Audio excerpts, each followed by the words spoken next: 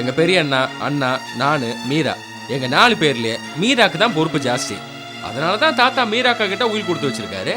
அது அங்கேயே இருக்கட்டும், ஒன்னும் அவசரப்பட வேணாம். முதல்ல மீரா கிட்ட உயில வாங்கி அதுல நம்ம பங்கு என்னன்னு தெரிஞ்சுக்கிட்டு பிரிச்சாகணும். இத பாரு, மீரா அந்த உயில கோழி அடக்காக்கிற மாதிரி பாதுகாத்துட்டு வரா. அது அவகிட்டே இருந்துட்டு போட்டு வந்துருச்சுன்னு தடுமாறுறீங்களா? இப்ப என்ன, தாத்தாவோட உயிர்ல யார் யாருக்கு என்னென்ன பங்குன்னு தெரிஞ்சுக்கணும், அவ்வளவுதானே? சேச்சே, அதெல்லாம் ஒண்ணு இல்லைங்க. என்ன மீரா நீயா கற்பனை பண்ணிக்கிற?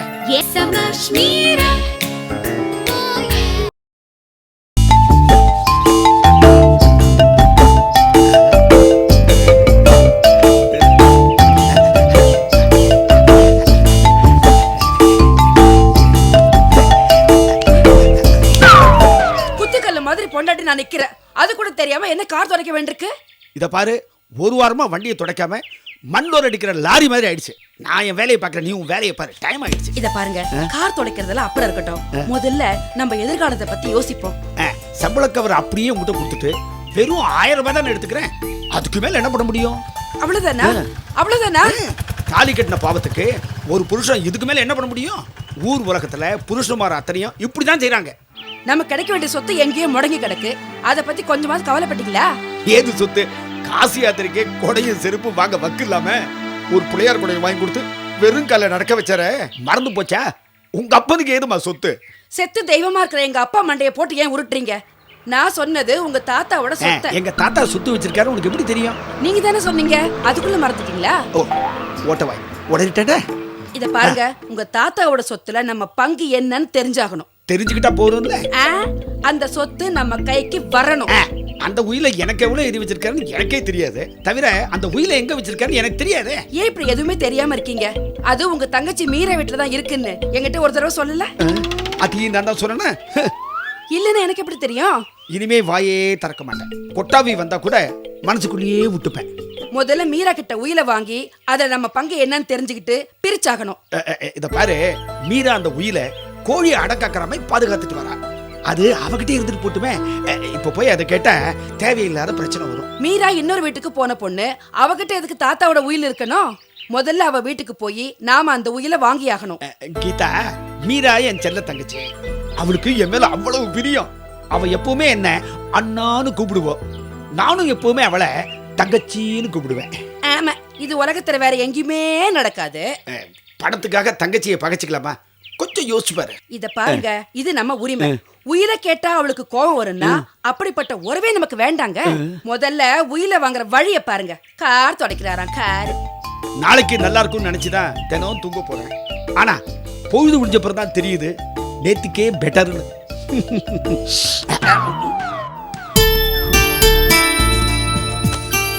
என்னங்க, நான் பாட்டுக்கு பேசிட்டு இருக்கேன், நீங்க இங்க வந்து உட்கார்ந்திருக்கீங்க. என்ன? என்னங்க, இன்னைக்கு விடிய காலையில ஒரு அருமையான கனவு கண்டேன். இந்த ஊர்லயே பெரிய பங்களா வாங்குறோம். வீட்டு வாசல்ல 4-5 கார் நிக்குதுங்க. வீட்ல ஏகப்பட்ட வேலைக்காரங்க, பெரிய பணக்காரங்களாயிட்டோங்க. இந்த பாரு, நாளைக்கே நீ ஏழை ஆயிடுவேன்னு கனவு காணுவேன். அதையும் நம்பிட்டு இருப்பியா? கனவுங்கிறது கற்பனை. நீ போய் வேலையை பாரு.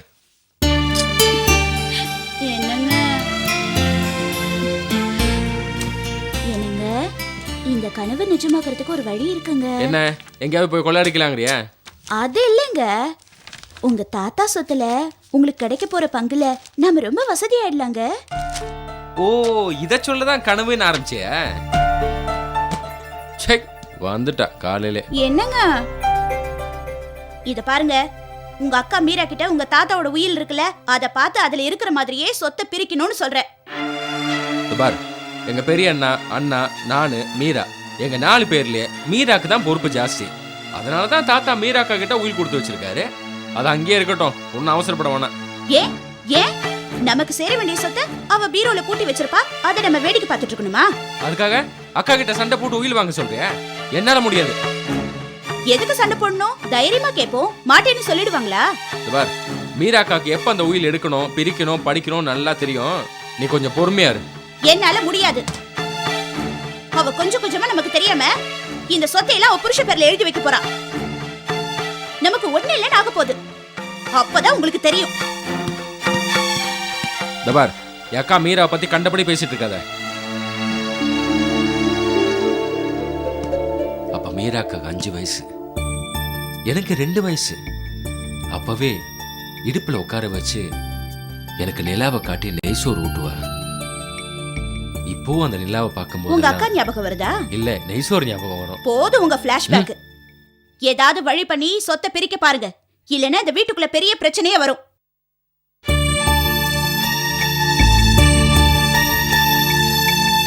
என்னைய செத்து போன என் தாத்தாவை நானே ஞாபகம் வச்சுக்கல, இவனும் மறக்கலையே.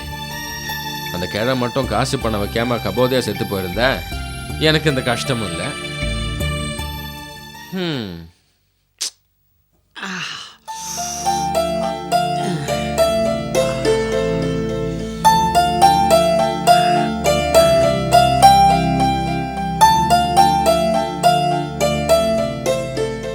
ஏண்டா உனக்கு என்ன தலையெழுத்தாடா? தோட்ட வேலை பார்க்கறதுக்கா ஊர்ல இருந்து வந்திருக்க? சாயங்காலம் பாக்குறேன் தோட்டத்துல மண் வெட்டி எடுத்துக்கிட்டு மண்ணை தோட்டிக்கிட்டு இருக்க. இல்லக்கா, பாத்தி வெட்டலான்னு தான் மண் வெட்டியால வெட்டிக்கிட்டு இருந்தேன். அப்ப நங்குன்னு ஒரு சத்தம் வந்தது. ஒருவேளை பூமிக்குள்ள புதையல் இருக்குமோன்னு ஒரு வெட்டு வெட்டினேன். அப்பதான் இந்த கையை வெட்டிக்கிட்டேன். அறிவு கெட்டவனே, புதையல் பூமி கடியில இல்லடா, பீரோக்குள்ள இருக்கு. என்னக்கா சொல்ற? ஆமாண்டா, மீராவோட தாத்தா இருக்காரே, இன்னும் இருக்காரா? இருந்தாரே, அவரு ஒரு உயிர் எழுதி வச்சிருக்காரு. செத்து போன இந்த கிழம் பெரிய பணக்காரன். சரி, அந்த உயிலுக்கும் நமக்கு என்ன சம்பந்தம் இருக்கு? இருக்கே, நாம இந்த வீட்டுல சம்பந்தம் பண்ணிருக்கோமே, அது ஒண்ணு போதாதா? கொஞ்சம் புரியும்படி சொல்றியா? 2 நாள் முன்னாடி ராத்திரி 8 மணி இருக்கும். மீரா அப்படி இப்படி பார்த்து ஒரு ரூமுக்குள்ள நுழைஞ்சா. அத பார்த்து அவளுக்கு தெரியாம நான் அந்த ரூமுக்கு பின்னாடி கதவு இருக்குல்ல, அங்க ஒளிஞ்சுக்கிட்டேன். ஒட்டு கேட்கறது ஒளிஞ்சிருந்து பாக்குறது உனக்கு என்ன புதுசா? விஷயத்த சொல்லு. அது இல்லடா, பீரோவை திறந்தா. அங்க ஒரு கவர்ல இருந்து ஏதோ ஒண்ணு எடுத்தா. புடவையா? இல்லடா, நான் தள்ளி நின்னுட்டு இருந்தேனா, அது என்னன்னு எனக்கு சரியா தெரியல. திரும்பவும் கவரை வச்சுட்டு போயிட்டா. அதுக்கப்புறம் நான் போனேன். அவ பின்னாடியே? இல்லடா, பீரோ கிட்ட. மெதுவா பீரோ திறந்து அவ எடுத்த அதே கவரை நான் எடுத்து பிரிச்சு பார்த்தேன். ஷாக் ஆயிட்டேன். ஏன் கவர்ல ஒண்ணு இல்லையா? இருந்தது. மீராவோட தாத்தா எழுதி வச்சிருந்த உயில், சொக்கலிங்க தாத்தாவின் உயில்னு எழுதி இருந்தது. அத பிரிச்சு பாக்குறேன், அதுக்குள்ள அவ வர சத்தம் கேட்டதா, அத அப்படியே போட்டுட்டு நான் நேரா இங்க வந்துட்டேன். டோட்டலா என்ன சொல்ல வர? சொக்கலிங்க தாத்தாவின் உயில்னு இருக்கே, அதுல இருந்து உனக்கு என்ன தெரியுது? மீராவுக்கு சொக்கலிங்கன்னு தாத்தா ஒருத்தர் இருந்தாருன்னு தெரியுது. அவளுக்கு அவ தாத்தாவோட சொத்து வந்திருக்கு, அத நம்ம மருமக கிட்ட சொல்லாமையே மறைச்சிருக்கா. நிஜமாவா? ஆமா, நாளைக்கு அவங்க அண்ணன் தம்பி பிரிச்சுக்கிட்டாங்கன்னா நம்ம மருமகனுக்கு ஒண்ணுமே இல்லாம போயிடுமே. கரெக்ட். இப்ப என்ன பண்றது? இத ஊர்ல இருக்க மருமக கிட்ட போட்டு கொடுக்கணும். அதுக்கு முன்னாடி அமௌண்ட் என்னன்னு தெரிஞ்சுக்கணும். பேசாம மீரா கிட்டே கேட்டு பாப்போமா? சொல்லுவாளா? நாம தான் ரகசியமா அந்த உயிலை எடுத்து ஒரு வக்கீல்கிட்ட காட்டி அந்த விவரத்தை கேட்டுக்கணும். நல்ல வக்கீலா யார் இருக்கா? அதுக்கு முன்னாடி பீரோல இருந்து அந்த உயிலை எப்படி எடுக்கிறதுன்னு யோசி. உயிலை எப்படி எடுக்கிறது? ஒண்ணு பண்ணலாம். ஆவியோட பேசுற அப்புசாமின்னு ஒருத்தன் இருக்கானே, அவனை விட்டு சொக்கலிங்கம் தாத்தாவோட ஆவியோடயே பேசி எவ்வளவு அமௌண்ட்னு கேட்கலாமே. ஒரு ஆவி வந்தா பரவாயில்ல, 2-3 ஆவி சேர்ந்து வந்துருச்சுன்னா. தாத்தா, இன்னைக்கு உன்னோட நினைவு நாள். உன் நினைவு நாள் அன்னைக்கு வருஷா வருஷம் 10 பரதேசிங்களுக்கு சாப்பாடு போடணும்னு சொல்லியிருக்கிற. நானும் வருஷா வருஷம் போட்டுட்டு தான் இருக்கேன். என்ன, அந்த 10 பேர்ல 7 பேர் நம்ம சொந்தக்காரங்க, 3 பேர் தான் அவுட் சைடர்ஸ். இன்னைக்கு எல்லாம் வர்றாங்க, ஆசீர்வாதம் பண்ணிடு.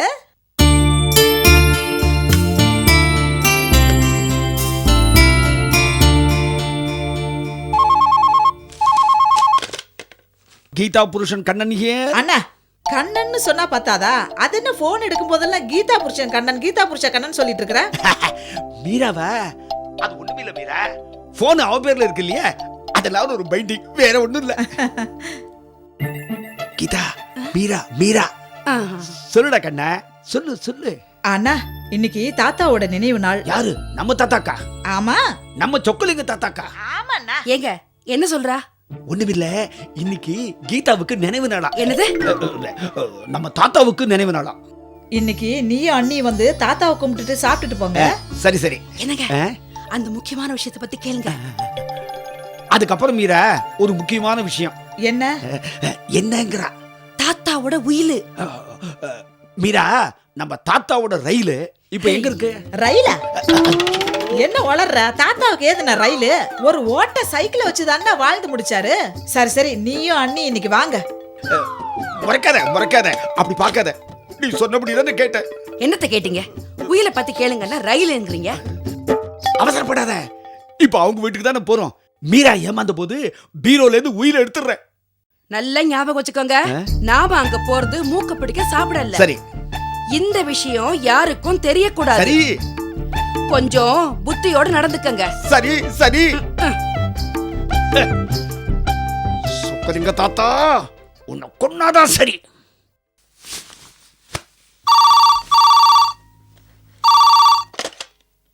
ஹலோ.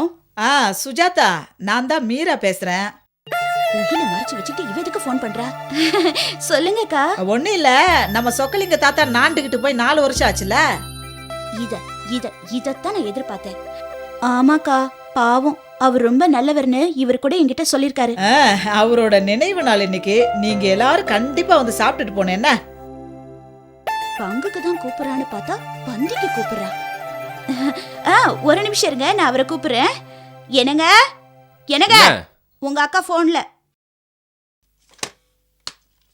உயிரை பத்தி கேளுங்க. ஐயோ, என்னடி இப்படி திடீர்னு மாட்டி விடுற?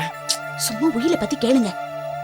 அக்கா. ஹலோ தம்பி, என்னடா? சொல்லுங்க அக்கா. ஏன்டா இவ்வளவு நேரம்? உயிரை பத்தி கேளுங்க. உயிரை பத்தி கேளுங்க.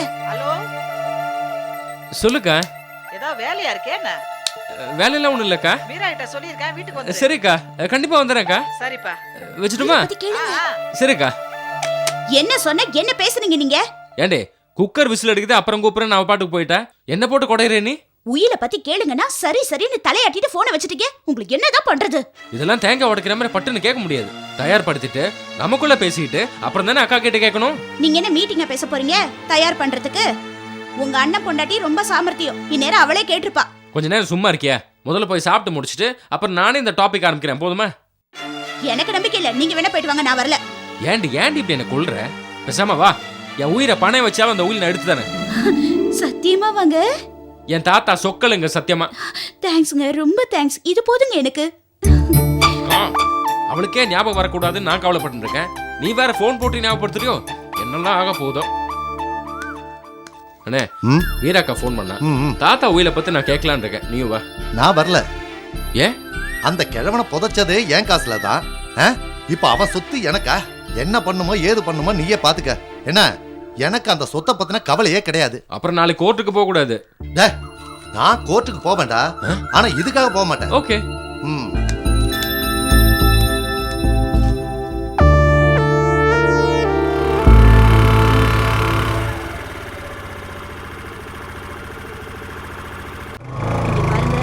சும்மா பாசமழை பொழியாம போனதும் உயிரை பத்தி பேசுங்க, புரிஞ்சுதா?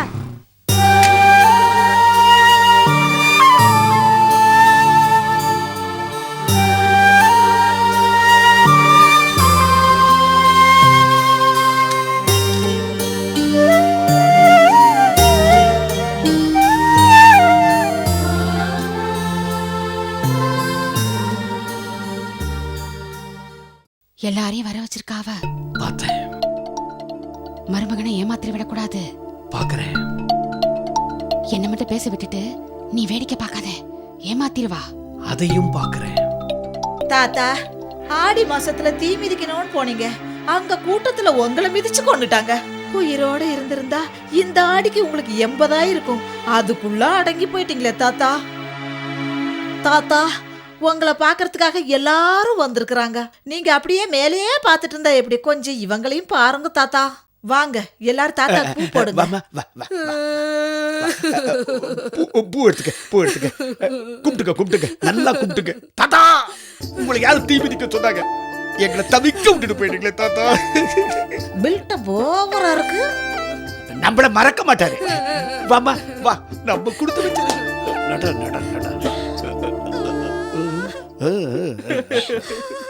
தாத்தா, இப்படி போயிட்டீங்களே தாத்தா. தாத்தா, போகும்போது கூட உன்னை மறக்கலன்னு சொல்லிட்டு போனீங்களே தாத்தா. அத நான் மறக்கல தாத்தா. அடே, நடிப்புல எல்லாரும் உங்ககிட்ட பிச்சை வாங்கணும்டா. தாத்தா, எப்ப தாத்தா வருவீங்க? போதும் சொல்லு நில்லு. தாத்தா இப்படி அநியாயமா போயிட்டீங்களே தாத்தா.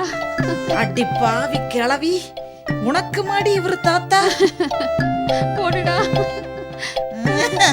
சரிங்க அத்தா. வாங்க எல்லாரும் சாப்பிடலாமா? இவ்வளவு சீக்கிரமாவா? 10 மணி கரண்ட் போயிடும், அதுக்குள்ள சாப்பிட்டோம்னா அப்புறமா உட்காந்து பேசலாம். இருட்டுல எல்லாருக்கும் காது கேட்கும்ல. என்ன ஞாபகம் இருக்கா? ம், ம், ம், ம். ம். வாங்க போலாம். ஏங்க எப்ப கேட்க போறீங்க? போ போ.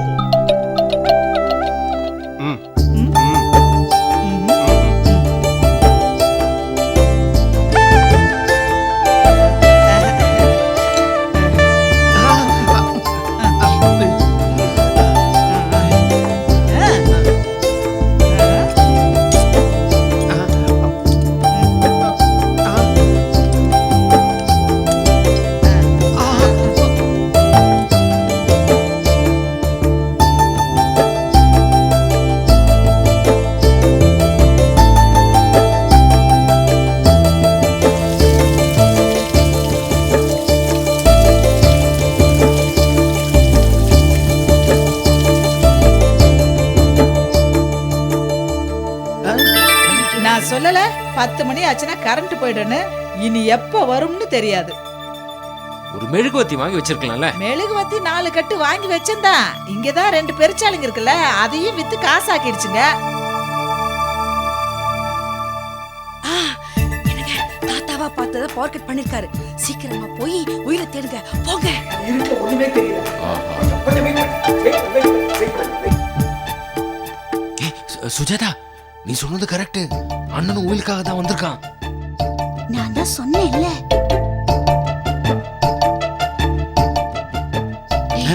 அண்ணன் தம்பியும் உயிர் எடுக்கத்தான் வந்திருக்காங்க. அதுக்கு முன்னாடி நாம முந்திக்கணும்டா. குரல் கேக்குது, யார்கிட்ட பேசுறானே தெரியலையே. கீதா, நீ பேச்சு கொடுத்துட்டே இரு. நான் பீரோல போய் உயிரை தேடுறேன்.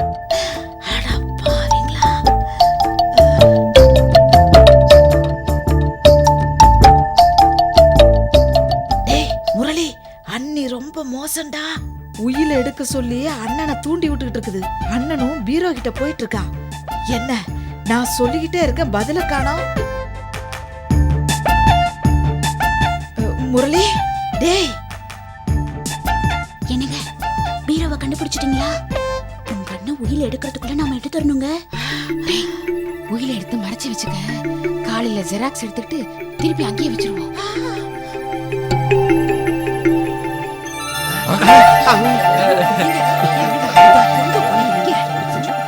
சும்மா என்ன மீரா, அதுக்குள்ள பவர் வந்துருச்சு. எல்லாரோட வண்டவாளமும் வெளிச்சத்துக்கு வந்துருச்சுன்னு தடுமாறுறீங்களா? இப்ப என்ன, தாத்தாவோட உயிர்ல யார் யாருக்கு என்னென்ன பங்குன்னு தெரிஞ்சுக்கணும், அவ்வளவுதானே? சேச்சே, அதெல்லாம் ஒண்ணு இல்லைங்க. என்ன மீரா, நீயா கற்பனை பண்ணிக்கிற? ஏன் பயப்படுறீங்க எல்லாரும்? ஆமா, என் வீட்டுக்காரருக்கு இதுல என்ன பங்கு இருக்குன்னு எனக்கு தெரிஞ்சாகணும். யாரோ எழுதி வச்ச உயிர் உங்ககிட்ட அதுக்கு இருக்கணும். அத முதல்ல பிரிச்சு படி, எங்க எல்லாருக்கும் தெரியணும். என் மருமக ஒண்ணு இழிச்ச வாயம் இல்ல, அவனுக்கு என்ன பங்குன்னு எனக்கு தெரிஞ்சாகணும். அதானே, பூதம் புதையில காக்குற மாதிரி அதை பூட்டி வச்சிருக்க. அதை கொண்டு வந்து சபையில படி. எடுத்துட்டு வரேன்.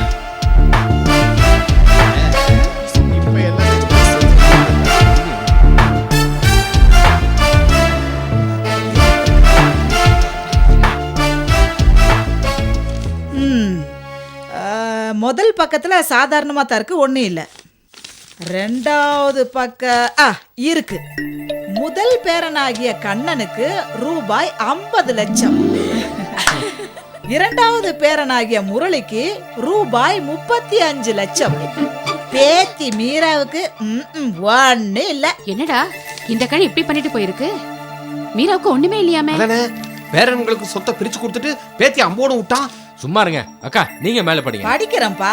நான் பட்ட கடனாகிய ரூபாய் 50 லட்சத்தை பேரன் கண்ணனும் ரூபாய் 35 லட்சத்தை பேரன் முரளியும் அடைக்க வேண்டும்.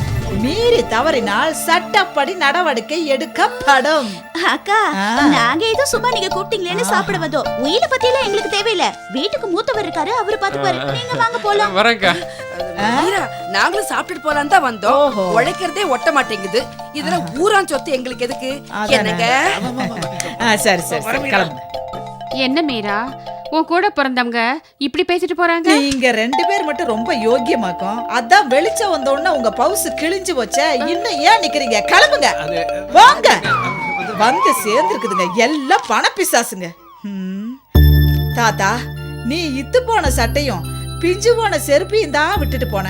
ஆனா இத அவங்க கிட்ட சொல்லாம உன் மேல கடன் இருக்கிறதா அவங்க கிட்ட ஒரு கதையை எடுத்து விட்டேன். கேட்டதும் பாத்தியா பஞ்சா பறந்துட்டாங்க. இதுக்கு தாங்க நான் என்ன சொல்றேன்னா, அடுத்த தலைமுறைக்காவது படிப்பை கொடுத்துட்டு போங்க. சொத்தை சேர்த்து வச்சீங்க, இத பாத்தீங்களா? இப்படித்தான் சொத்து இருந்தாலே தகராறு தாங்க. என்ன நான் சொல்றது சரியா? Samash Mira.